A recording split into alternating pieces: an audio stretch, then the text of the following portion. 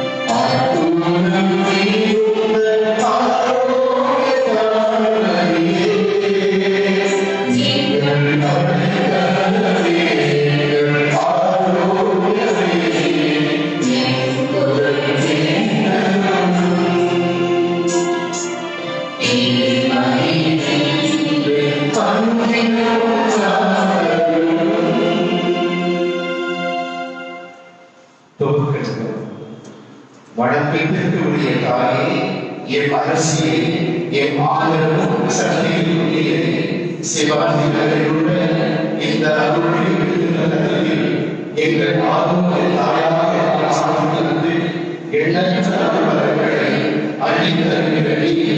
இறக்கத்தின் தாயாக, நோயுற்றோருக்கு குணமளிப்பவராக, துன்புறுவோரை ஏற்றுவராக, பாவிகளுக்கு அடைக்கலம் தருவவராக விளங்குகிறேன். உமது திருமுன் உலகான அடிமைகளை கைப்பற்றுவார். எனது வாழ்வில் நிகழும் ஆபத்து விபத்துகளை உமது வழியிலிருந்து வருகிறார். நான் பத்திரமாக கடந்து செல்லவும், இடங்களில் முடிவற்றது மகிழ்ந்து வந்து சேரவும் எனக்கு உதவி புரியும். ஆமென். நவநாள் சொல்கிறது. அற்புதமிக்க ஆரோக்கிய தாயே, உம்மை நேசிக்கிறேன், உம்மை போற்றுகிறேன். இதுவரை என் மீது முடிந்த அனைத்து அருள்களுக்காகவும் உமக்கு நன்றி கூறுகிறேன். உம் மீது முழு நம்பிக்கையோடு நாளை வந்திருக்கும் என்னை உமது அன்பு பிள்ளையாக ஏற்று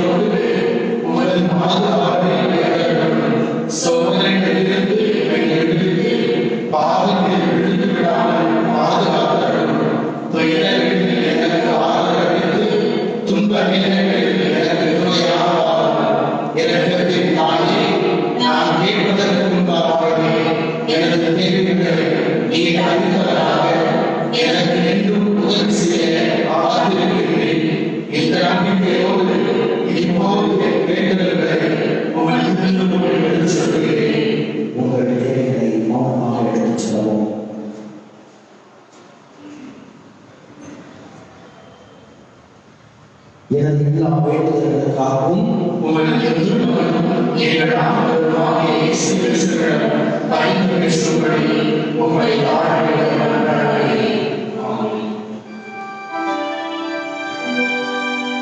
தந்தை மகன் தூய ஆவியாரின் பெயராலே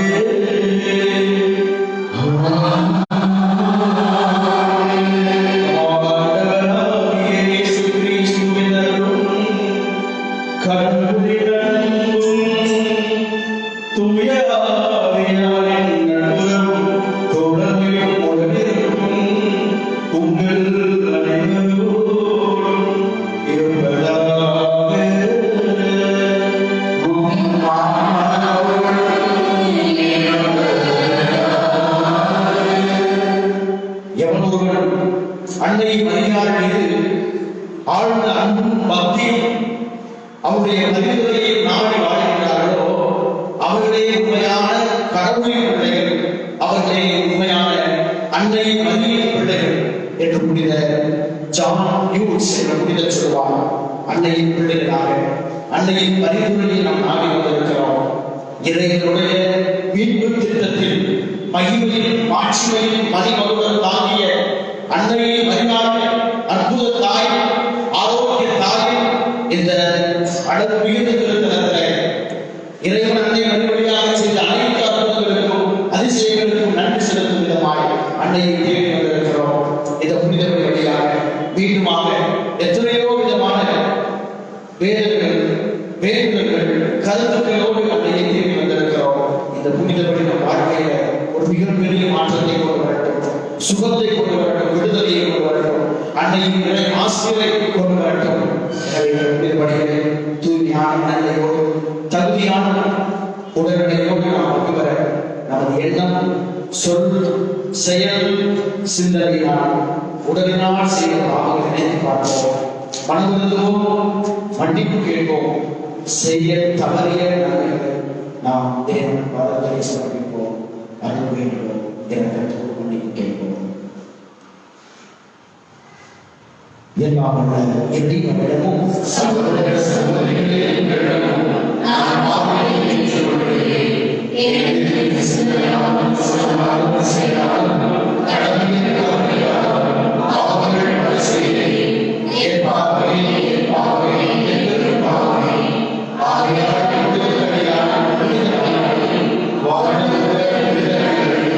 சகோதர சகோதரிகளே,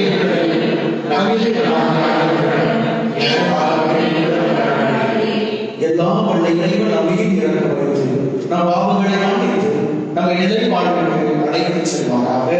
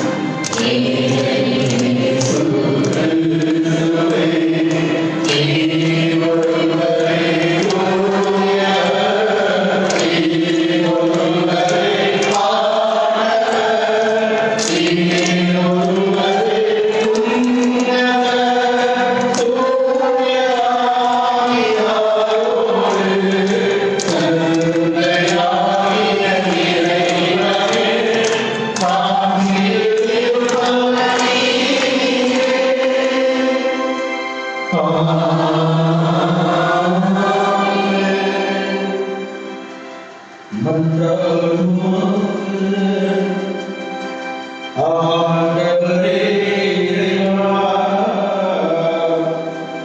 உம்மடியார்களாகிய நாங்கள் என்றும் மனவுடன் நலம் பெற்று மகிழ செய்தருளும். என்றென்றும் கன்னியான மாட்சிமை நிறைந்த புனித அன்னை மரியாவின் பரிந்துரையால் இன்றைய துன்பங்கள், துயரங்கள், வேதனைகள், தோல்விகள், நோய்களிலிருந்து விடுதலை பெறவும் நிலையான பேரின்பத்தை உயிர்ப்புணரவும் எங்களுக்கு அருள்வீராக. உம்மோடு தூயாவியாரின் உழைப்பில் இறைவனாய் என்றென்றும் வாழ்ந்து ஆட்சி செய்கின்றவர்கள் யாருமே கொண்டாடுகின்றோம்.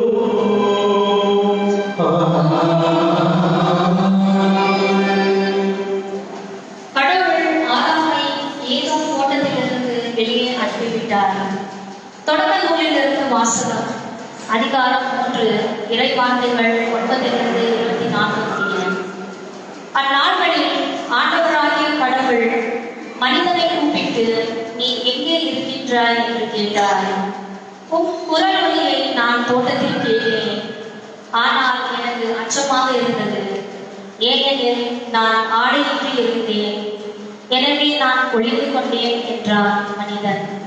நீ ஆடையின்றி இருக்கின்றாய் என்று உனக்கு சொன்னது யார்? நீ உண்ணக்கூடாது என்று நான் விலக்கிய மரத்திலிருந்து நீ உண்டாயோ என்று கேட்டார்.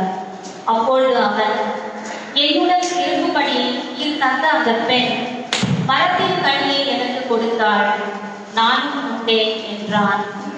ஆண்டவராகிய கடவுள், நீ ஏன் இவ்வாறு செய்தாய் என்று பெண்ணை கேட்க, அதற்கு பெண், பாம்பு என்னை ஏமாற்றியது, நானும் உண்டேன் என்றாள். ஆண்டவராகிய கடவுள் பாம்பிடம், நீ இவ்வாறு செய்ததால் கால்நடைகள், காட்டு விலங்குகள் அனைத்திலும் சபிக்கப்பட்டிருப்பாய். உன் வயிற்றினால் ஊர்ந்து உன் வாழ்நாள் எல்லாம் புழுதியை திப்பாய்.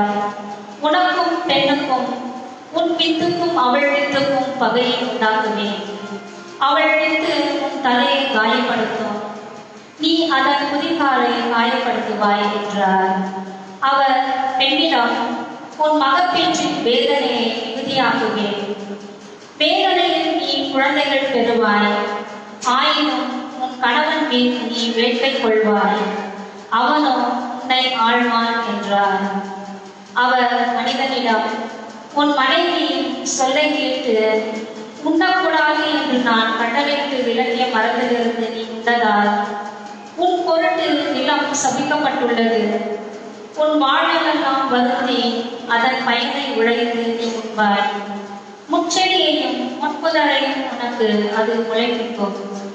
வயல்வெளி பயிர்களை நீ உண்பாய். நீ மண்ணிலிருந்து உருவாக்கப்பட்டதால் அதற்கு திரும்புவரை நெற்றி வேர்வை நிலத்தில் விழ உழைத்து உன் உணவை உண்பாய். நீ மண்ணாய் இருக்கின்றாய், மண்ணுக்கே திரும்புவாய் என்றார். மனிதன் தன் மனைவிக்கு ஏவாள் என்று பெயரிட்டான், ஏனெனில் உயிருள்ளோர் எல்லோருக்கும் அவளே தாய். ஆண்டவராகிய கடவுள் மனிதனுக்கும் அவன் மனைவிக்கும் தோல் ஆடைகள் செய்து அவர்கள் அணிய செய்தார். பின்பு ஆண்டவராகிய கடவுள், மனிதன் இப்பொழுது நம்முள் ஒருவன் போல் நன்மை தீமை அறிந்தவன் ஆகிவிட்டான். இனி அவன் என்றென்றும் வாழ்வதற்காக வாழ்வின் மரத்திலிருந்தும் பறித்து உன்னை கையை நீட்டிவிடக்கூடாது என்றார். எனவே ஆண்டவராகிய கடவுள் அவன் உருவாக்கப்பட்ட அதே மண்ணை பண்படுத்த அவனை ஏதேன் தோட்டத்திலிருந்து வெளியே அனுப்பிவிட்டார். இவ்வாறாக அவர் மனிதனை வெளியே துரத்திவிட்டார். ஏதேன் தோட்டத்திற்கு கிழக்கே வாழ்வின் மரத்திற்கு செல்லும் வழியை காப்பதற்கு கெருபுகளையும் சுற்றி சுழலும் சுடரொளி வாளையும் வைத்தார். ஆண்டவரின் அருள்வாக்கு. பதிலுரை பாடல் பல்லவி. என் தலைவரை தலைமுறை தோறும் நீரை நீங்கள் புகழிடம்.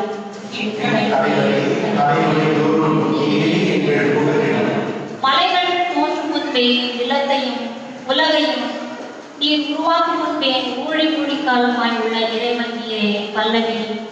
என் தலைவரே, தலைமுறையோடும் நீரே எங்கள் புகழிடம்.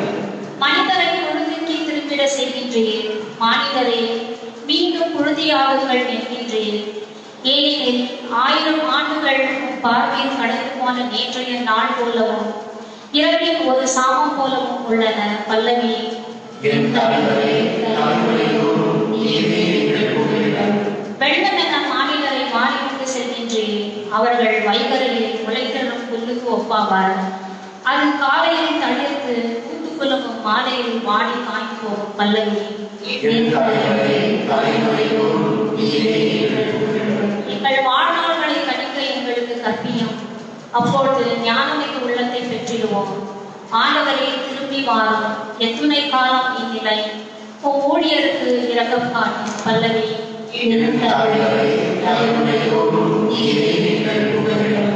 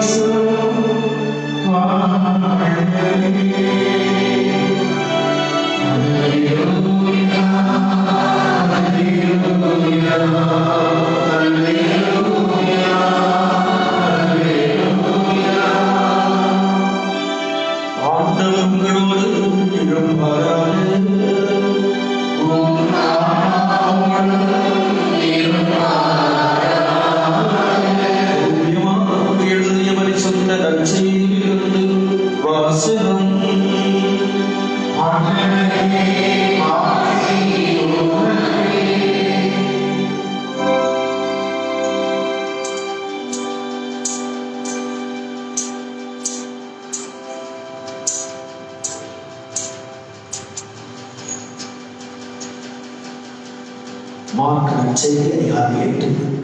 வாழ்வதற்கென வார்த்தைகள் ஒன்று தொடக்கம் 19. அக்காலத்தில் மீண்டும் பெருந்திரளான மக்கள் கூடிவிட்டார்கள். உண்பதற்கு அவர்களிடம் ஒன்றுமில்லை. இயேசு தம் சீடரை வரவழைத்து அவர்களிடம், நான் இம்மக்கள் கூட்டத்தின் மீது பரிவு கொள்கிறேன். ஏற்கனவே 3 நாட்களாக இவர்கள் என்னுடன் இருக்கிறார்கள். உண்பதற்கும் இவர்களிடம் ஏதும் இல்லை. நான் இவர்களை பட்டினியாக வீட்டிற்கு அனுப்பிவிட்டால் வழியில் தளர்ச்சி அடைவார்கள். இவர்களுள் சிலர் நெடுந்தொலையிலிருந்து வந்துள்ளனர் என்று கூறினார். அதற்கு அவருடைய சீடர்கள் இப்பாலை இடத்தில் இவர்களுக்கு போதுமான உணவு அளிப்பது எப்படி என்று கேட்டார்கள். அப்போது அவர் அவர்களை பார்த்து, உங்களிடம் எத்தனை அப்பங்கள் உள்ளன என்று கேட்டார்கள். அவர்கள் 7 என்றார்கள். தரையில் அவர் மக்களுக்கு அவர் கட்டளையிட்டார். பின்பு அந்த 7 அப்பங்களை எடுத்து கடவுளுக்கு நன்றி செலுத்தி பிட்டு பரிமாறும்படி தம் சீடர்களிடம் கொடுக்க அவர்களும் மக்களுக்கு அளித்தார்கள். சிறு வீடுகள் சிலவும் அவர்களிடம் இருந்தன. அவற்றின் மீது அவர் ஆசி மூடி பரிமாறச் சொன்னார். அவர்கள் மீறாக உண்டார்கள். மீதியாய் இருந்த துண்டுகளை 7 கூடைகள் நிறைய எடுத்தார்கள். அங்கு இருந்தவர்கள் ஏறக்குறைய 4000 பேர். பின்பு அவர் அவர்களை அனுப்பிவிட்டார். உடனடியாக தம் சீடருடன் படகேறி தல்மானுகா பகுதிக்கு சென்றார்.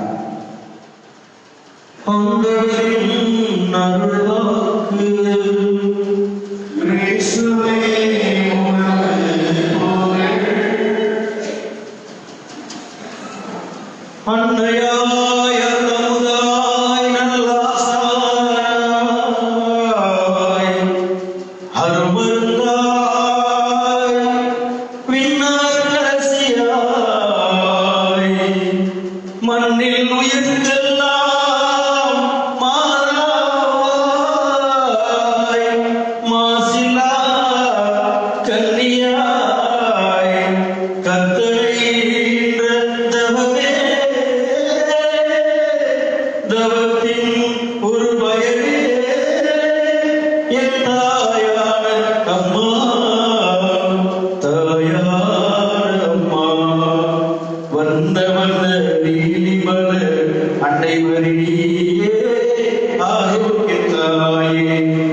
உந்தன் சுவை தேனமுதே கன்னிமரியாயே கன்னிமரியாயே.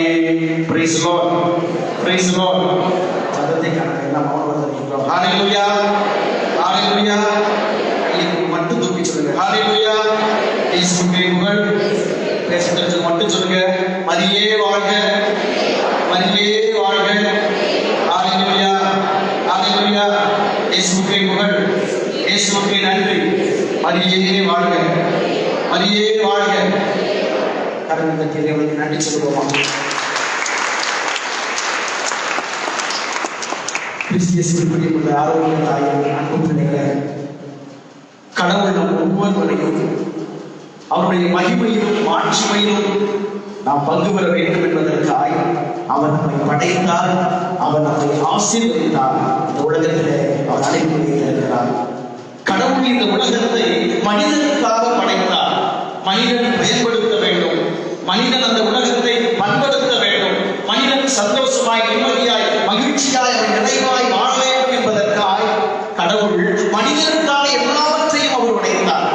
என்றால் கடவுள் ஒவ்வொன்றையும் மனிதனை நினைத்து அவர் படைக்கிறார். மனிதன் அவன் இந்த ஏதோ தோற்றத்திலே இந்த உலகத்திலே அவன் நிம்மதியாய் வாழ வேண்டும். அவன் கஷ்டங்கள் கவலைகள் வேதனைகள் இல்லாமல் கண்ணீர்கள் இல்லாமல் வியர்வை சிந்தாமல் அவன் நிம்மதியாய் மகிழ்ச்சியாய் நிறைவாய் வாழ வேண்டும். அதுதான் கடவுளுடைய திட்டமாக இருந்தது. எதற்காக கடவுள் மனிதனை இந்த ஒரு நிலையிலே படைத்தார் என்றால் இந்த உலகத்திலே மனிதனுடைய ஒரே ஒரு வேலை அவன் உணவுக்காகவோ அல்லது தன் வயிற்றுக்காகவோ அல்லது தன் குடும்பத்திற்காகவோ அல்லது நாளைக்காகவோ அல்லது எதற்காகவும் அவன் கவலைப்படக்கூடாது. மாறாக அவன் கவலையெல்லாம் ஒன்றாக மட்டும்தான் இருக்க வேண்டும். அது அவனுக்கும் கடவுளுக்கும் உள்ள உறவு நினைத்து மட்டும்தான் அவனும் கடவுளும் மனிதனும் இறைவனும் மட்டும்தான். அது மட்டும்தான் மனிதனுடைய ஒரே வேலையாக இருக்க வேண்டும் என்று கடவுள் மனிதனுக்காக எல்லாவற்றையும் படைத்தார். அவனுக்கு உண்பதற்கு குடிப்பதற்கு சுவாசிப்பதற்கு எல்லாவற்றையும் கடவுள் மனிதனுக்கு படைத்தார். எவ்வளவு நிறைவாக எவ்வளவு சந்தோஷமாக ஆதாம் ஏவாள் அந்த தோட்டத்திலே வாழ்ந்து கொண்டிருந்தார்கள். அவர்கள் உண்பதற்கு நெற்றி வேலை சிந்தி வேலை செய்ய தேவையில்லை.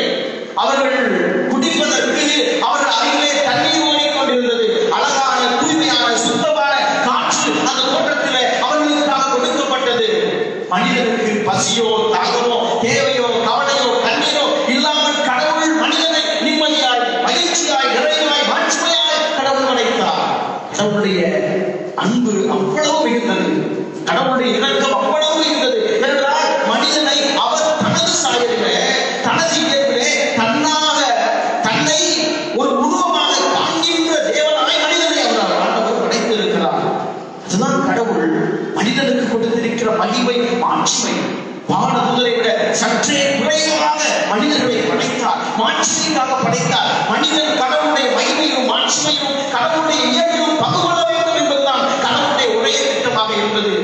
ஆனால் மனிதன் அந்த மகிமையை மாட்சிமையை அவன் இழந்து போனான். பாவத்திலே அவன் விழுந்து கடவுள் அவனுக்கென வைத்திருக்கின்ற அந்த எல்லா விதமான ஆசீர்வாதங்களையும் மனிதன் இழந்து போய் கடவுளை தேடுவதற்கு பதிலாய் கடவுளுடன் உறவு கொள்வதற்கு பதிலாய் மனிதன் இந்த உலகத்தோடு உறவு கொள்ள ஆரம்பித்ததால் இந்த உலகத்தின் ஆசைகளை அவன் தேட ஆரம்பித்ததால் அவன் இந்த உலகத்தை தேடி அவன் வயிற்றுக்கும் அவனுடைய எண்ணத்திற்கும் அவன் குடும்பத்திற்கும் அவன் மனிதன் ஒவ்வொரு நாளும் செத்து கொண்டிருப்பவனாய் மாறி போனதால் தான் இந்த உலகம் இவ்வாறு நமக்கு இப்பொழுது இருந்து கொண்டிருக்கிறது. மனிதன் கடவுளை தேடுகின்றவனாக மட்டுமே படைக்கப்பட்டான். ஆனால் நாம் கடவுளை தேடுவதை தவிர எல்லாவற்றையும் தேடிக் கொண்டிருக்கிறோம். ஓடி ஓடி ஓடி உண்ணாமல் உறங்காமல் உழைத்து கொண்டிருக்கிறோம். ஓடாய் தேடிவிட்டு உழைத்த பயனை மறுபடியுமாக இந்த உடலை தேடுவதற்காக நாம் செலவழித்துக் கொண்டிருக்கிறோம். உண்ணாமல் உறங்காமல் நாம் வாழ்ந்து கொண்டு இதற்காகவோ நாம் சேர்த்து வைக்கின்ற பணமெல்லாம் நாம் எதை இழந்தோமோ அதை காப்பாற்றிக் கொள்ளத்தான் நாம் பயன்படுத்திக் கொண்டிருக்கிறோம். குடிப்பதற்கு தண்ணீர் குடிப்பதற்கு மனிதனுக்கு நேரம் இல்லை. அதுவும் நல்ல நீரை குடிப்பதற்கு மனிதன் தயங்குகிறான். நல்ல காற்று கிடைக்கவில்லை, நல்ல உணவு கிடைக்கவில்லை. நிம்மதியாக உணவை உண்டால் மனித வயிற்றுக்குள் சென்று அது ஃபுட் பாய்சனாய் மாறி அவன் உழைத்ததை விட அவன் உண்டதை விட அதிகமாய் அவன் செலவழிக்க வேண்டியது இருக்கிறது. காரணம் மனித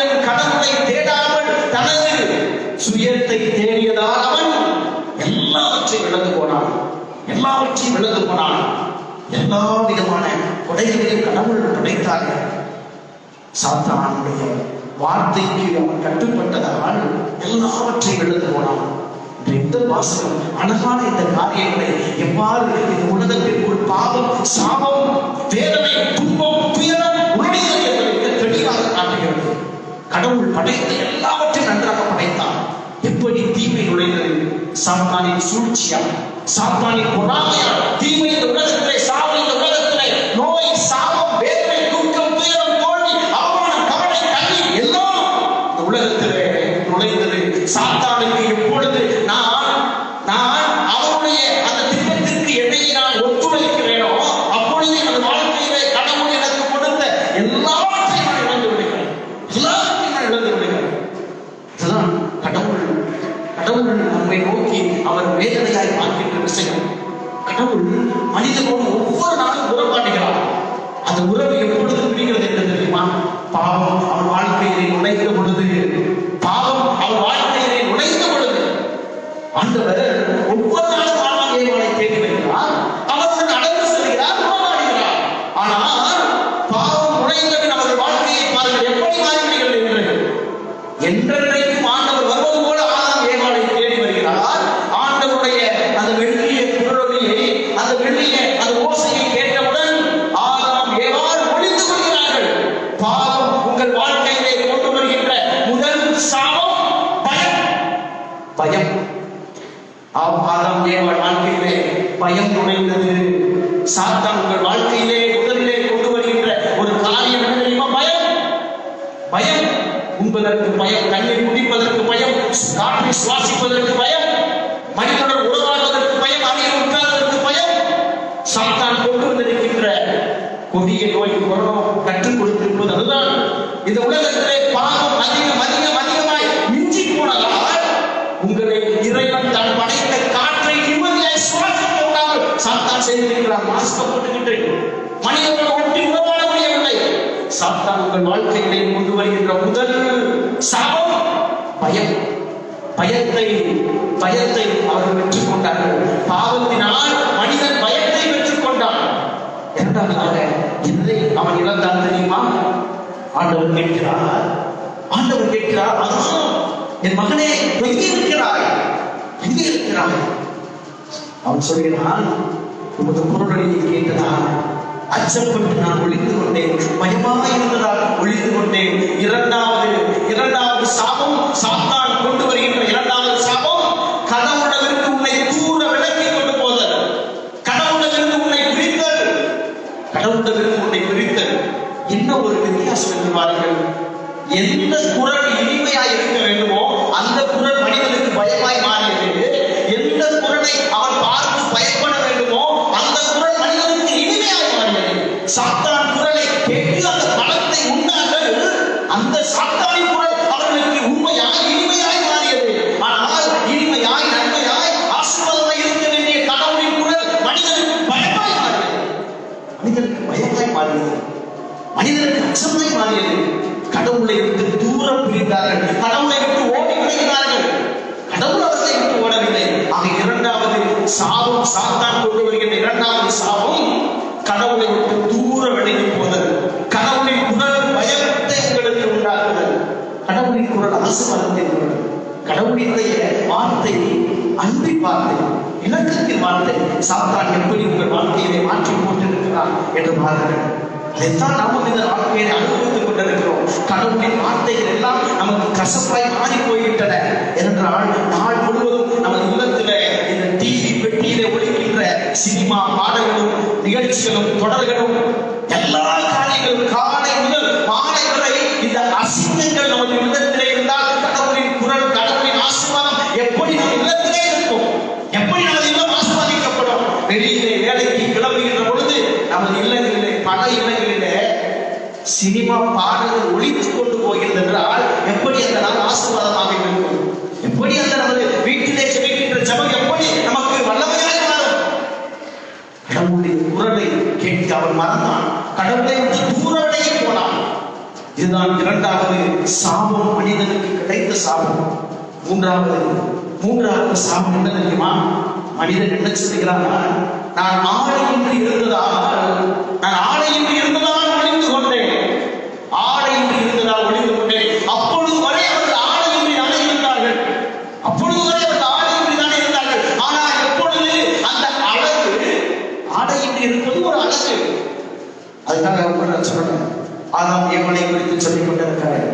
ஆடையின்றி இருப்பது கடவுள் அழகாய் அவர்களை படைத்தார். அப்பொழுது அழகாய் தெரிந்தது. பாவம் நுழைந்தவுடன் அவர்கள் வாழ்க்கையிலே அசிங்கம் நுழைந்தது.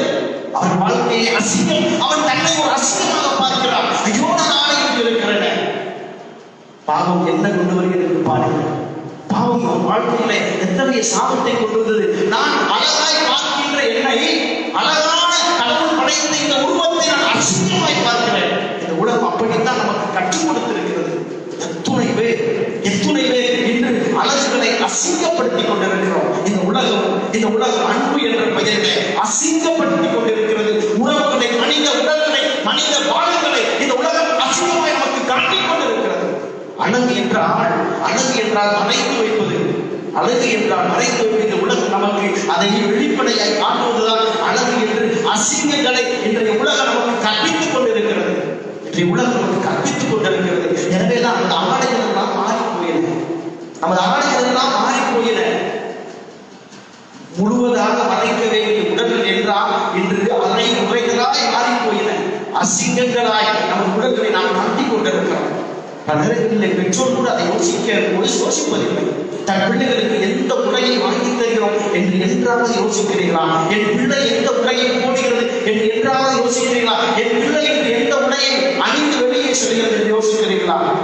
ஆலயத்திற்கும் வெளியிலே நாம் செய்ய போகின்ற வேலைகளுக்கும் வித்தியாசம் இல்லாமல் நம்ம உடைகள் மாறி போகிறது. ஒரு ஆச்சரியம் எனக்கு என்னவென்றால், வெளியே பல்வேறு விதமான நிகழ்ச்சிக்கு போகின்ற பொழுது இந்த பிள்ளைகள் அழகழகான உடையை உடுத்தி நிம்மதியாய் முழுவதுமாக மறைத்து செல்கின்ற பிள்ளைகள், வேதனைக்குரிய விஷயம், ஆலயத்திற்கு வருகின்ற பொழுது மட்டும் ஏதோ அவர்கள் உடைகள் அரை உடையாய் மாறி விடுகின்றன. எனக்கு தெரியவில்லை, எதிர்ப்பு கொண்டு முடியவில்லை. ஆனால் எத்தனையோ விதமான நிகழ்ச்சிகளுக்கு போயிருக்கிறேன். அங்கெல்லாம் என்னுடைய உடைகள் அழகு இருந்ததாய் முழுவதுமாக காட்சியளிக்கின்ற பொழுது ஆலயத்திற்கு மட்டும், அன்புக்குரிய பெற்றோரை, உங்கள் பிள்ளைகளின் ஆடைகளை கவனியுங்கள். ஆலயத்திற்கு அரை உரை ஆடையோடு உங்கள் பிள்ளைகளை அனுப்பினால் உங்கள் வாழ்க்கையில் அதை விட சாபங்கள் எதுவும் இல்லை. அனுப்பாது. தயவு செய்து ஆலயத்திற்குள் அரை உரை ஆடையோடு எவரும் அடியெடுத்து வைக்க வேண்டாம். அது உங்கள் வாழ்க்கையிலே அசிங்கம். சாத்தான் கொடுத்த அசிங்கம். ஆக சாத்தான் மனித வாழ்க்கையை அசிங்கத்தை கொண்டு வந்தான். மூன்றாவது சாபம், மனித வாழ்க்கையிலே அவன் அழகாய் மாற வேண்டிய வாழ்க்கையெல்லாம் அசிங்கமாய் மாற்றினான். நான்காவது என்ன தெரியுமா? நான்காவது சாபம், பாவம் என்ன கொண்டு வந்தது தெரியுமா? ஏன் இந்த பணத்தை உண்டா என்று கேட்ட பொழுது, ஏன் அதற்கு ஆதாம் சொன்ன பதில் கடவுள் மீது பழி சுமத்துதல். சாத்தானின் வேலை அதுதான். கடவுள் மீது பழி சுமத்துகிறான். ஆதாம் என்ன பழி சுமத்துகிறான் தெரியுமா? நீர் கொடுத்தீரே, அந்த பெண் எனக்கு கொடுத்தாள், நான் கொடுக்கவில்லை. நீங்க கொடுத்தீங்க, நீங்க தப்பு பண்ணிட்டீங்க, நான் நிம்மதியா இருந்தேன், இந்த தோட்டத்தில் நான் தனியாக இருந்தேன். ஆனால் நீ ஒரு பெண்ணை கொடுத்தீரா, அந்த பெண் தான் இந்த பாவத்திற்கு காரணமானால், இந்த பணத்தை சாப்பிட எனக்கு அவன் காரணமானால், அதற்கு காரணம் நீ. நான்காவது சாபம், சாத்தான்கள் வாழ்க்கையில பாவத்தின் வழியாக கொண்டு வருவது கடவுள் மீது பழி சுமத்துவது. நாம் அப்படித்தான். ஆண்டவரே, எனக்கு ஏன் எப்படி, எனக்கு மட்டும் எப்படி, உனக்கு கண் இல்லையா, நான் இல்லையா, அது இல்லையா, இது இல்லையா? ஏன் நமது ஜபங்கள் கூட அப்படித்தான் மாறிவிட்டன. நமது வாழ்க்கை கூட அப்படித்தான் மாறிவிட்டன. கடவுள் மீது பழி சுமத்துதல். எவ்வளவு ஜபிக்கிறேன், எவ்வளவு ஆலயத்திற்கு வருகிறேன், எவ்வளவு நல்ல காரியங்கள் செய்கிறேன், எதற்கு என் வாழ்க்கையிலே இந்த காரியங்கள்? கடவுள் தங்களை மூடிக்கொண்டிருக்கிறாரா? கடவுள் என்னை காணாமல் விட்டு விட்டாரா? கடவுளின் வாழ்க்கையில் ஏன் இந்த காரியங்களை கொண்டு வந்தார் என்று கடவுள் மீது பழி கொடுத்தல். நீர் கொடுத்த பெண், அதே பெண்ணை ஆண்டவர் ஆதாமிடம் அழைத்து வருகிறார். அவன் ஆழ்ந்த தூக்கத்தில் இருக்கிறான். அப்பொழுது அழகிய பெண்ணை செய்து ஆண்டவர் ஆதாம் நிறுத்திய பொழுது என்ன சொன்னான் தெரியுமா? என் மனைவி என்று சொன்னான். என்னுடைய உடம்பும் சகையும் என்னுடைய மறுபாதி என்று சொன்னான். She is my angel. Now she has become my detergent. அப்படித்தான் ஒரு வாழ்க்கை மாறிவிட்டது. திருமணமான புதிதிலே ஆகோ ஓகோ என்று எல்லாம் in my life மை ஆஃப் என்றெல்லாம் எவ்வளவோ பேசுகிறோம். ஆனால் கொஞ்ச நாளிலே எப்படி மாறிவிட்டது வாழ்க்கை? எப்படி மாறிவிட்டது? காரணம், கடவுளை தேடாத பொழுது, நம்ம வாழ்க்கையிலே பாவம் உடைய பொழுது, நம்ம வாழ்க்கையிலே பரிசுத்தம் இல்லாத பொழுது எல்லாம் மாறிவிட்டது. அழகான பெண்ணாய் மனைவியாய் சொன்னவன் இப்பொழுது பெண்ணாக சொல்கிறான். இல்லை, எவ்வளவு மூன்றாவது மனுஷி, நீ கொடுத்த அந்த பெண், நீ கொடுத்த பெண் கடவுள் மீது பழி சுமத்துகிறார். கடவுள் மீது பழி சுமத்துகிறார். எனவே அந்த கடவுள் மீது பழி என்ன ஆக முடியுமா? மனிதனை மனிதன் பிரிக்கிறது. என் மனைவி என்று சொன்னவன் பாவம் உடைந்தவன் பெண் என்று எனக்கு சமமில்லை என்று உறவு பிரிகிறது. கணவன் மனைவி பிரிகிறார்கள்.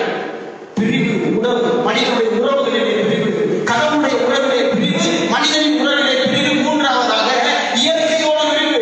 பெண் சொல்கிறார், நான் அல்ல, இந்த பாம்பு என்னை ஏமாற்றியது.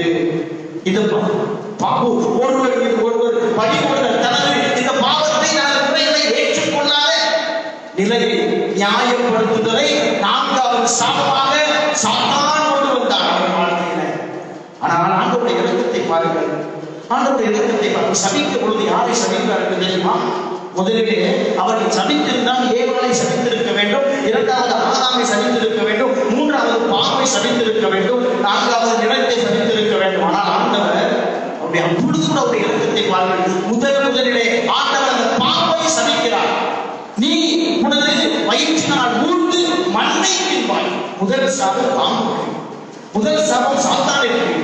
கடவுள் மனிதனுக்கு முதலில் கொடுக்கவில்லை.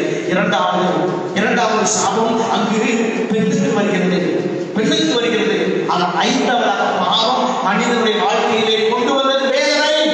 வேதனை என்ன சொல்றாங்க? பெண்ணுக்கு நீ உனது குழந்தை பிறப்பு நாளிலே நீ வேதனையோடு பிள்ளைகளை பெற்றெடுப்பாய். அப்பொழுதுதான் அந்த வேதனை என்ற பாவம் மனிதனுக்குள் நுழைந்தது. அப்பொழுது அவர்களுக்கு வேதனை இல்லை, வேதனை இல்லை. பாவம் மனித வாழ்க்கையில வேதனை என்ற பாவத்தினுடைய வேதனை என்னவென்று இந்த ஏவாள் அனுபவிக்க வேண்டும். எவ்வளவு வேதனையை கடவுள் பெற்றிருப்பார். எனவே அந்த பெண்ணுக்கு உடலிலே இந்த வேதனையை படுவாய், உடலிலே வேதனையை படுவாய் என்று ஆண்டவர் சபிக்கிறார். ஆண்டவர் அவளுக்கு அந்த வேதனையை கொடுக்கிறார். ஆதாமிடம் வருகின்ற பொழுது நீ உனது உடல் உழைப்பு நெற்றி வியர்வை நிலத்தில் சிந்த நீ உழைப்பாய். உடம்பெல்லாம் வேதனை வரும், வலி வரும், உறக்கமின்மை வரும், எல்லாம் வரும். ஆதாமுக்கு அவர் சபித்தார். நான் இறுதியாக ஆண்டவர் சொன்னார், நிலத்தை சபித்தார். நீ நெற்றி வியர்வை சிந்தி வேதனைப்பட்டு கஷ்டப்பட்டு கவலைப்பட்டு நீ இந்த நிலத்திலே உழைப்பாய். ஆனால் இந்த நிலம் உனக்கு புல்கொண்டுமை வலிக்கும், புல்லை வலிக்கும். சாபத்தின் அடையாளம் புல், சாபத்தின் அடையாளம் புல். எனவேதான் இயேசு கிறிஸ்து அந்த புல்லை கடற்கரையிலே தாங்கி என் சாபத்தை உன் சாபத்தை அவர் நீக்கினார். ஒரு மரம் சாவி அடையாளமாக இருந்ததா? இயேசு கிறிஸ்து சிலுவை என்ற மரத்தினால் உன் பாவத்தை என் பாவத்தை அவர் நீக்கினார். ஒருவருடைய கீழ்ப்படிதல் இந்த உலகத்திற்கு மீட்பை கொண்டு வந்தது. ஆதாம் ஏவாளின் கீழ்ப்படியாமை இந்த உலகத்திலே சாபத்தை, சாவை, நரகத்தை, வேதனையை, துன்பத்தை, துயரத்தை, நோயை கொண்டு வந்தது. ஆனால் அன்னை மரியாள் என்ற புதிய ஏவாளை ஆண்டவர் தேர்ந்தெடுத்தார். Praise the Lord. மரியே வாழ்க. அன்னை மரியாள் என்ற புதிய ஏவாளை இறைவன் கொண்டு வந்தார். அன்று ஏவாள் ஒரு மரத்தின் அடியிலே நின்று கொண்டு சாவின் அடையாளமாய் மாறி போனார், கீழ்ப்படியின் அடையாளமாய் மாறி போனார், இந்த உலக ஆசைகளின் அடையாளமாய் மாறி போனார். இந்த உலகம் சாவையும் சாபத்தையும் நரகத்தையும் சந்திப்பதின் அடையாளமாய் அவள் மாறி போனார். ஆனால் அன்னை மரியாள் சிலுவை என்ற மரத்தின் அடியிலே நின்று கொண்டு நமக்கு வாழ்வின் தாயாய் மாறினார்.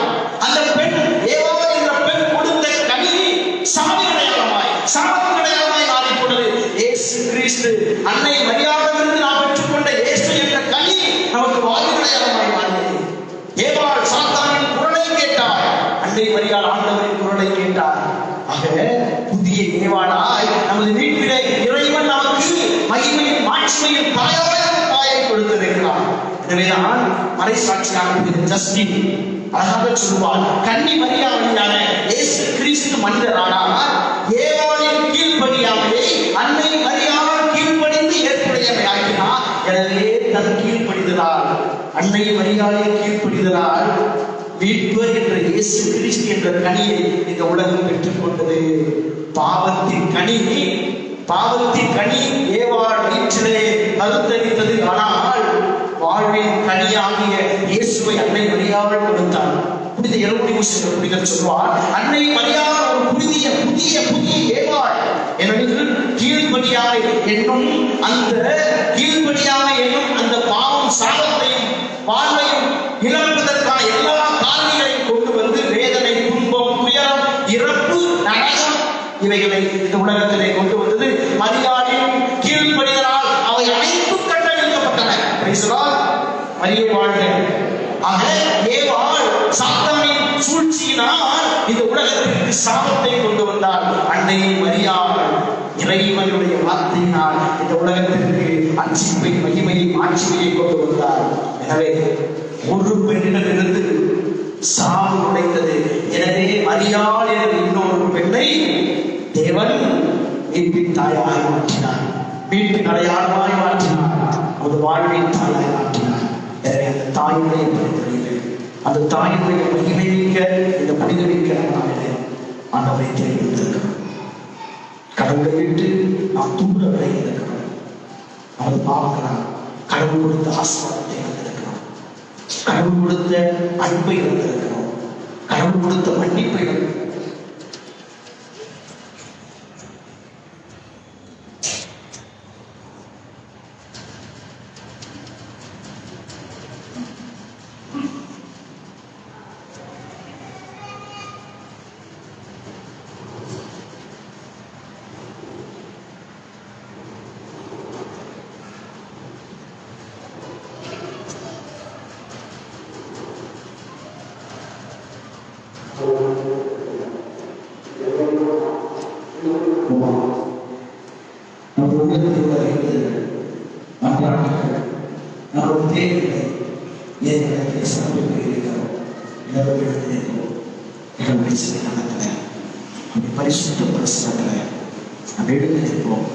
பாவம் நம்மை தூர விளைவிச்சது. கடவுள் இந்த உலகத்தின் எல்லா விதமான தீமைகளையும் நம்மை உட்படுத்தியது. ஆண்டவரை பார்த்தோம். அன்னை மரியாள் அது ஒவ்வொரு மன்றாட்டுகளையும் இந்த வழியில் எடுத்துச் செல்லும். ஆண்டவர்கள் செல்லும். கடவுளே, இதோ ஒவ்வொரு வேலையும் மன்றாட்டுகளை உண்மை நோக்கி நான் எழுப்புகிறேன். நம்பிக்கையோடு இறைவனிடம் மன்றாட்டுகளை எடுத்துச் செல்வோம். அற்புதத்திலிருந்து ஆரோக்கியத்தாயே எங்களுக்காக வேண்டியுள்ளது. எங்கள் திருத்தந்தை, ஆயர்கள், குருக்கள், பிரதிய நிறைந்த அனைவரும் இறை அரசு இம்மண்ணின் பரவ எடுக்கும் எந்த முயற்சிகளிலும் உமது அருளையும் ஆசையையும் பாதுகாவலையும் பெற்றுக்கொள்ள மகிமையின் ரோதாவலை உங்களை வேண்டுகிறோம். நம் ஆண்டவராகிய இயேசு கிறிஸ்து சிலுவையில் தம்மை பலியாக்கியதில் வெளிப்பட்ட இறைவனின் கடவுள் அன்பை உலக மக்கள் அனைவரும் தெரிந்து கொள்ளவும் பகையை விடுத்து ஒருவருக்கொருவர் அன்பு காட்டி பிறர் பணி செய்வர்களாக வாழவும் நீர்மலரின் சுத்தோக்கமே உங்களை வேண்டுகிறோம். கிறிஸ்துவின் நற்செய்திக்காக நாங்கள் அயராது உழைக்கவும் ஒருவரோடு சகோதரர்கள் சமாதானத்துடன் வாழவும் பாசமிக்க தாயாக என் மீது கனிவான பார்வை செலுத்தும்படி கன்னிகையில் சிறந்த கன்னிகையை உங்களை வேண்டுகிறோம். கூடியுள்ள எங்கள் அனைவரையும் அனைத்து ஆபத்துகளிலிருந்தும் நோய்கள், துன்பங்களிலிருந்தும் குறிப்பாக எங்கள் மரண வேளையிலும் இப்பொழுதும் எப்பொழுதும் காத்திருந்த மிகவும் வணக்கத்திற்குரிய கன்னிகையை உங்களை வேண்டுகிறோம்.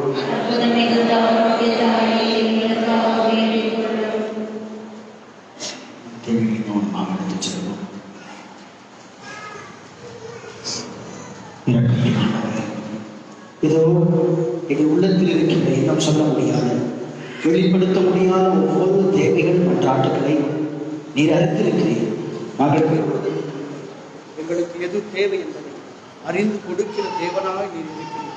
இந்த நம்பிக்கையில இதோ உங்களிடம் கேட்ட மன்றாட்டுக்களை எல்லாம் எங்கள் ஆண்டவராகிய இயேசு கிறிஸ்துவின் நாமத்தில் தந்தரும்படி உங்களை மன்றாடுகின்றோம்.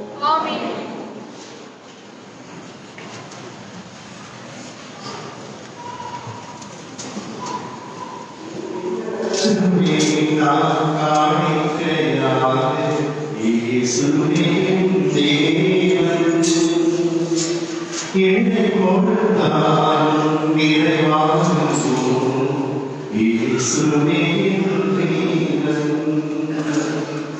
என்ன கருணை நான் வாழ்கிறேன் இயேசுவே தேவன் என்னை கொடுத்தாலும் இறைவாசம் இயேசுவே ஜீவன்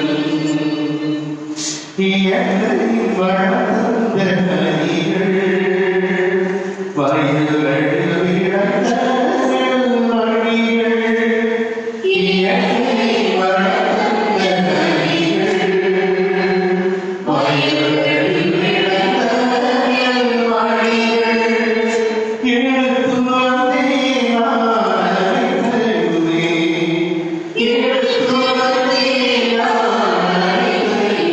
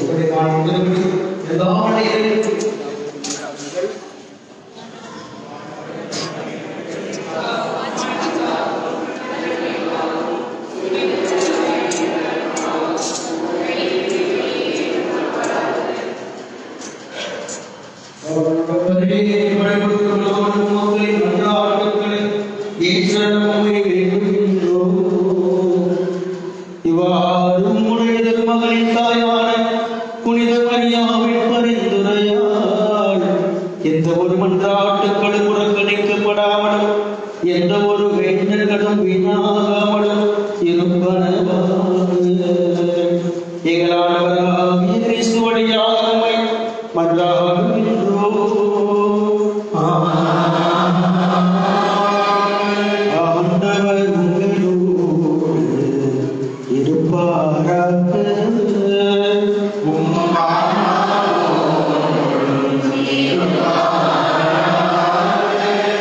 எங்களை மேலே எழுப்புங்கள்.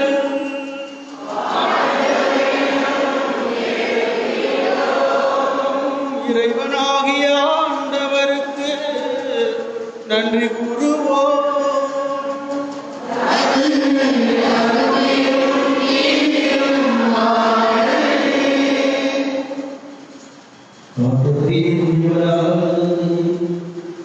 என்றும் உள்ள எல்லாம் வல்ல இறைவா, என்னாலும் எவ்விடத்திலும் நாங்கள் உமக்கு நன்றி செலுத்துவதும் எப்பொழுதும் கன்னியான புனித மரியாவின் வழக்கராளில் நாங்கள் உம்மை போற்றி புகழ்ந்து மாட்சிப்படுத்துவதும் மெய்யாகவே தகுதியும் நீதியுமாகும். எங்கள் கடமையும் மீட்புக்குரிய செயலுமாகும்.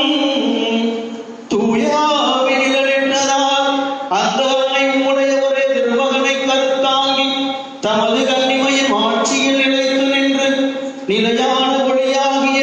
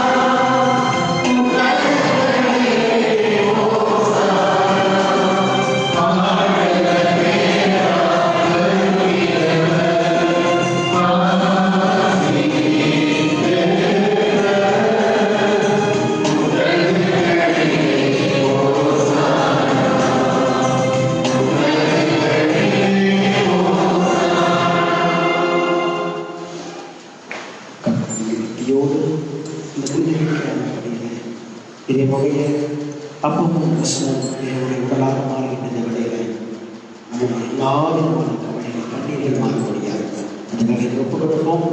அந்த வேலையில் இது அந்த வேலையில் இருக்கின்ற இந்த தொந்தரவுகள் ஏதோ சாத்தம் ஏதோ பண்ணிக்கிட்டு இருக்குது. ஏன்னா வெளியிலாம் நடந்துருக்குது. கோயில் மட்டும் ஏதோ சாத்தம் ஏதோ யாருடைய அகலோ இந்த வேலையை சாத்தம் ஏதோ பண்ணிக்கிட்டு இருக்கு. இந்த வேலையிலே கடவுள் கட்டுப்படியா இந்த வேலையில நாம் கிடப்போம்.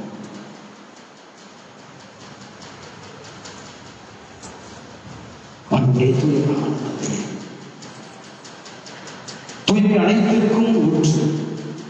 ஆகவே காணிக்கைகளை தூய்மைப்படுத்த உணர வேண்டும். இவ்வாறு ஆண்டவர் இயேசு கிறிஸ்துவே உடலும் இரத்தமுமாக இவர்களுக்கு இவை மாறுவதாக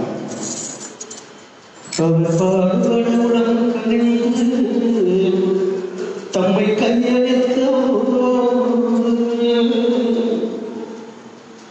அப்பத்தை எடுத்து நன்றி செலுத்தி அதை விட்டு நம் சிடர்களுக்கு அளித்த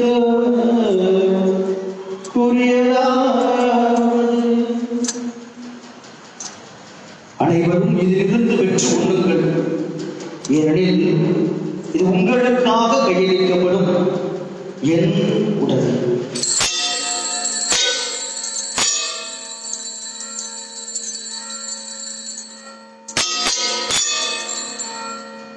அவ்வளவே இரவு விருந்தை அருந்தியபின் கிண்ணத்தை எடுத்து மீண்டும் உமக்கு நன்றி கூறி தம் சீடர்களுக்கு அளித்து அவர் கூறியதாவது,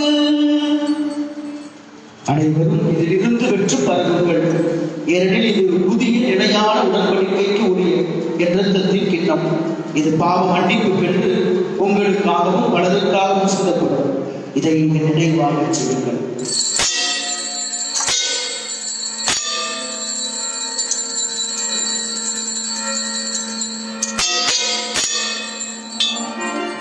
நம்பிக்கையின் மறைபொருள்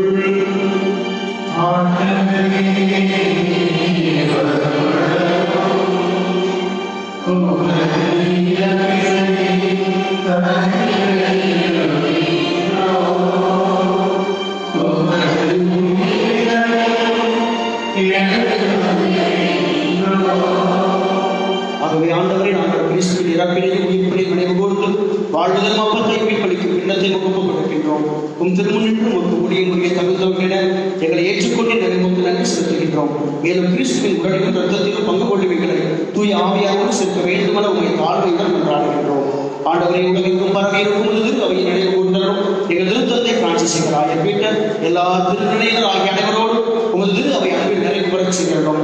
மேலும் உயிர்த்தல் எதிர்நோக்குடன் துயிர் கொள்ளும் எங்கள் சகோதர சகோதரிகள் இறந்தோர் அனைவரையும் இறக்கத்துடன் நினைவு கூர்ந்து உமது திருமுகவுடையதை ஏற்றுள்ளோம். எங்கள் அனைவர் மீது இரக்கமாயிரும். கடவுளின் கண்ணி தாயும் எங்கள் தாயும் பாதுகாவலியுமான புனித மரியா அவருடைய கணவரான புனித யோசேப்பு புனித திருத்தூதர்கள் இவ்வுலகில் உமக்கு உகந்தவராய் இருந்த புனிதர்கள் அனைவருடனும் நாங்கள் நிலைவாழ்வில் பங்கு கொள்ளும் தகுதி பெற்று உம் திருமகன் இயேசு கிறிஸ்து வழியாக உங்கள் புகழ்நிலைத்து வரவர உங்களை கொண்டாடுகின்றோம்.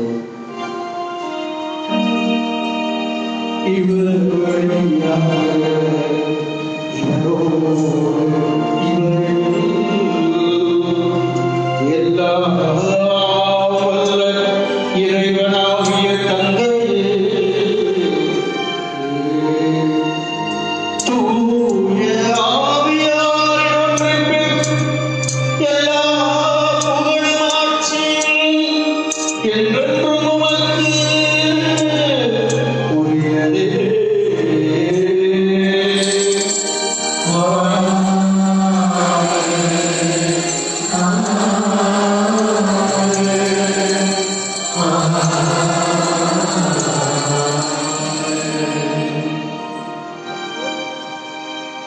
இப்படின் கட்டளையாக பிடிக்கப்பட்டு இறைவழியால் பயிற்சி பெற்ற நாம் புரிந்து சொல்வோம்.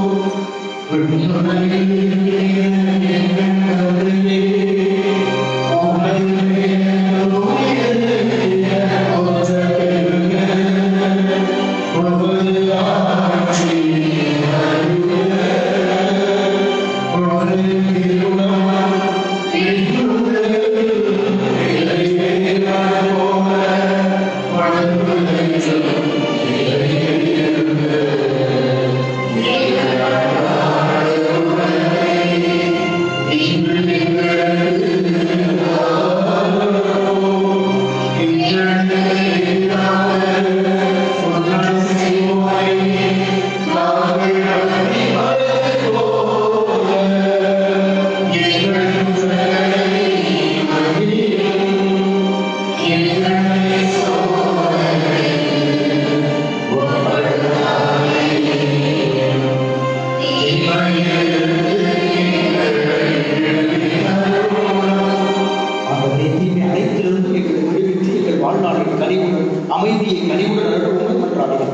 உமது இரக்கத்தை உதவியால் நாங்கள் பாவத்திலிருந்து எப்போதும் விடுதலை பற்றி யாதொரு கலக்கமின்றி நலமாய் இருப்போமா.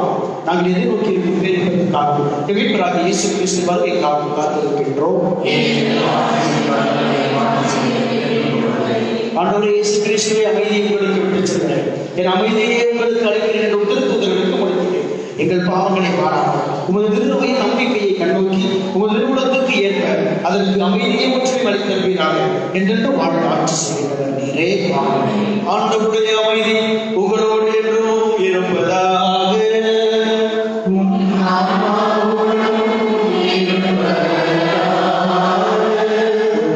கிறிஸ்துவ அமைதி மகிழ்வோடு கிறிஸ்துவ அமைதி.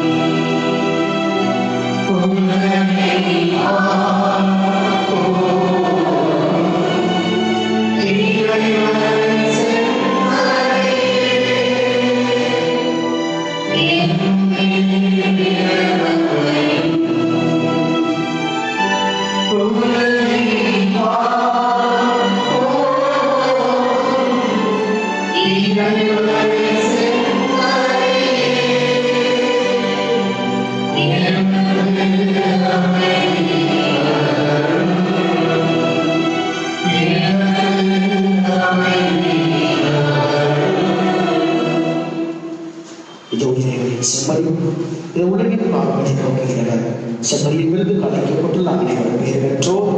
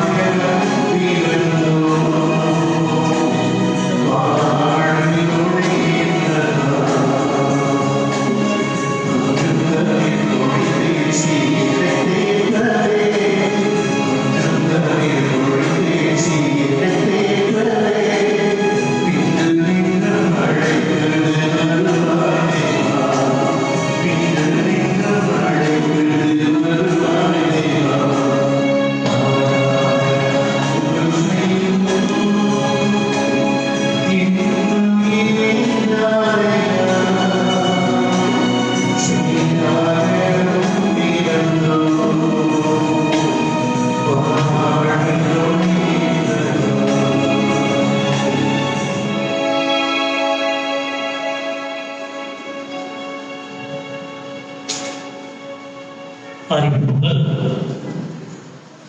அன்புக்குரியவர்களே, நாளை பிப்ரவரி 14ஆம் தேதி ஞாயிறு விவிலிய ஞாயிறாக நமது உயர்மறை மாவட்டத்தில் கொண்டாடப்படுகிறது. எனவே நாளை திருப்பலிக்கு கொள்ளும் பொழுது உங்கள் திருவிவிலியத்தை அவசியம் கொண்டு வருமாறு பணிவன்புடன் கேட்டுக்கொள்கின்றோம். திருப்பலியின் போதும் தினமும் விவிலியம் வாசிப்பதாக உறுதிமொழி ஏற்போம். அதை தவறாமல் கடைபிடிப்போம்.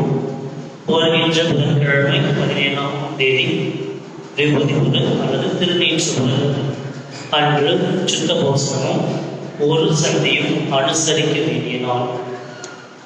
அன்று முதல் நாம் தவமானதை துவங்கும் என்றும் அன்று திருப்பலிகளில் சாம்பல் மந்திரிக்கப்படும். அன்றைய திருப்பலி கால அட்டவணை காலை 6 மணிக்கு ஆங்கிலத்திலும் 7 மணிக்கு தமிழிலும் 9 மணிக்கு கன்னடத்திலும் 11 மணிக்கு தமிழிலும் மாலை 6 மணிக்கு கன்னடத்திலும் திருப்பலிகள் நடைபெறும். தவகாலத்தில் சிலுவை பாதைகள் கீழ்கண்டவாறு நடைபெறும். ஞாயிற்றுக்கிழமைகளில் மாலை 6 மணிக்கு ஆங்கிலத்தில் திருப்பலியும் தொடர்ந்து ஆங்கிலத்தில் சிலுவை பாதையும் நடைபெறும். புதன்கிழமைகளில் மாலை 6 மணிக்கு கன்னடத்தில் திருப்பலியும் தொடர்ந்து கன்னடத்தில் சிலுவை பாதையும் நடைபெறும்.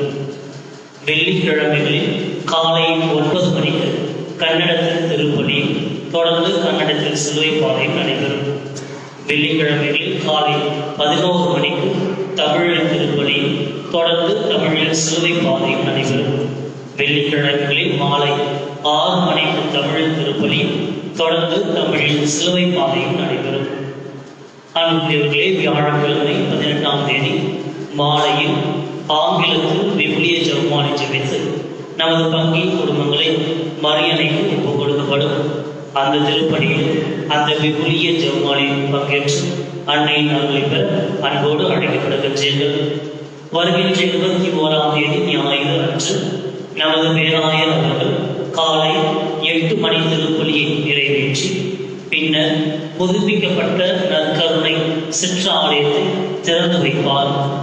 நற்கருணை சிற்றாலயத்தை புதுப்பித்து தந்த திருநாதன் அவர்களுக்கும் நற்கருணை கருமாந்திரத்தை நன்கொடையாக வழங்கிய திரு டைட்டஸ் தேவன் அவர்களுக்கும் மனமார்ந்த நன்றிகளை தெரிவித்துக் கொள்கின்றோம். இறைவன் அவர்களையும் அவர்களின் குடும்பங்களையும் நிறைவாக ஆசீர்வதிக்க அன்னையின் அருளையும் நாடுவோம். அன்புக்குரியவர்களே, இந்த ஆண்டு நமது திருத்தல வேதாலயத்தில் நமது பங்கின் சிறுவர் சிறுமியருக்கு பொது நன்மை மே மாதம் 16ஆம் தேதி ஆண்டவரின் பின்னேற்ற பெருவிழா ஞாயிறன்று காலை 8 மணி திருப்பலியில் வழங்கப்படும். உறுதி பூசுதல் மே மாதம் 23ஆம் தேதி தூய ஆவியாரின் பெருவிழா ஞாயிறன்று காலை 8 மணி திருப்பலியில் வழங்கப்படும். இந்த திருவருட்சாதனைகளை பெற உங்கள் பிள்ளைகளின் பெயர்களை உதவியின் பங்கு தந்தையுடன் பதிவு செய்து கொள்ளுங்கள். அன்புக்குரியவர்களே, பேராளத்தில் வரும்பொழுது அன்னையை சென்றாற்று ஜெபிக்கும் பொழுதும் உங்கள் பணம் மற்றும் படைப்புகளை பாதுகாத்துக் கொள்ளுங்கள். இந்த திருப்பலியை முடிந்தவுடன் ஜெபமாலை பவனி தொடர்ந்து கருணை ஆராதனை இருக்கும். இறுதி ஆசைக்கு எழுந்திருக்கவும். கூறி மன்றாடுவோமாக. ஆண்டவரே, விண்ணக உணவை உட்கொண்ட நாங்கள் உமது கனிவை வேண்டுகின்றோம். என்றென்றும் கல்யாண புனித மரியாவை நினைவு கொண்டாட திருமகிழ்வரும் நாங்கள் அந்த கண்ணியை கண்டு வாங்கி எங்கள் வீட்டின் மறைமுறைகளை வர நாங்கள் தகுதி பெறுவோமாக. எங்கள் ஆண்டவராகிய கிறிஸ்து வழியாக உம்மை மன்றாடுகின்றோம்.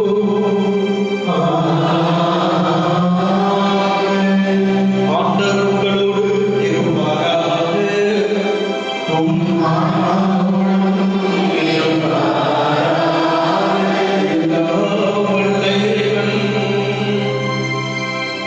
தந்தை மகன் தூய ஆவியாரின் ஆசி உங்கள் மீது என்றென்றும் தங்கி உங்களை நிறைவாய் ஆசீர்வதித்து வழிநடத்துவதாக.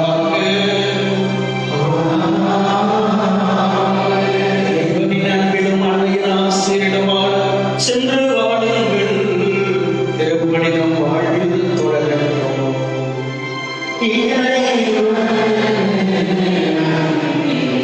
மிகவும் இரக்கமுள்ள தாயே,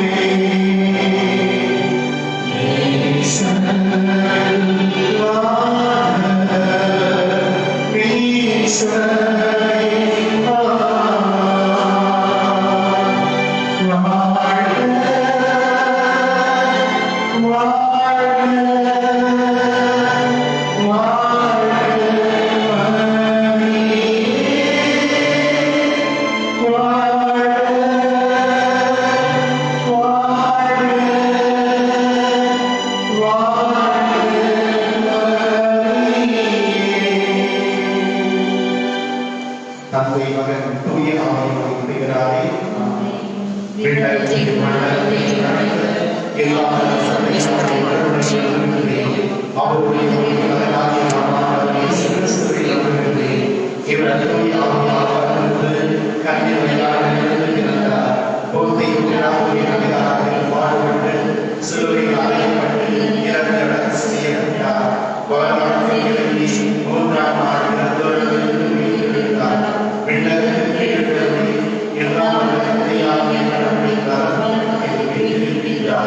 அங்கிருந்து வாழ்வோருக்கும் இறந்தோருக்கும் தீர்ப்பு வழங்குகிறவா தூய ஆவியாரை நம்புகிறே புனித சமூகத்திற்கு நம்புகிறே புனித உழைப்பை நம்புகிறே பாவமளிப்பை நம்புகிறே உலகின் உழைப்பை நம்புகிறே இதை வாழ்வை நம்புகிறே.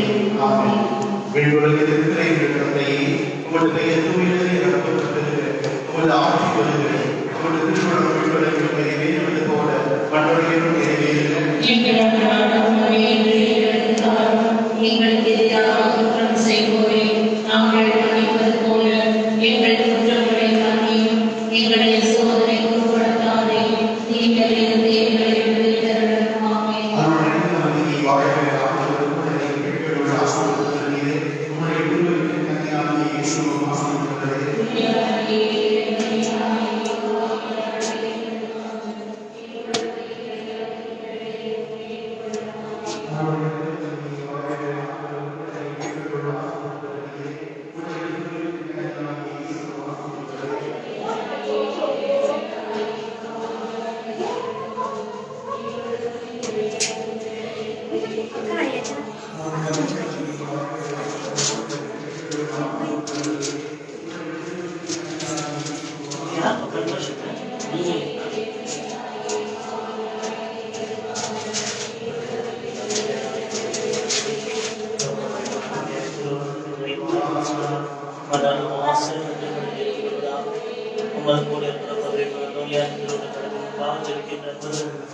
வாழ்நாளின் தேவையான அனைத்தையும்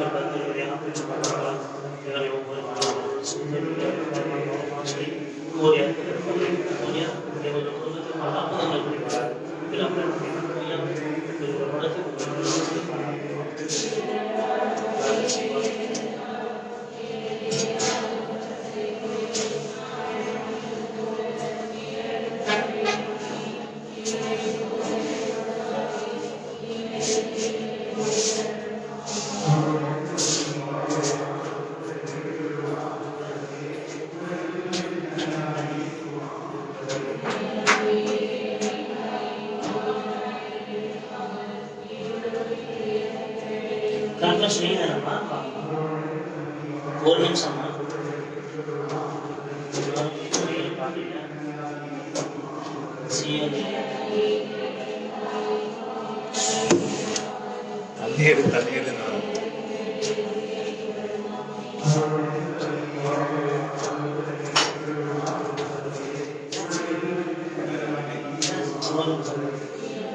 சரி ஆஃப் பண்ணுங்க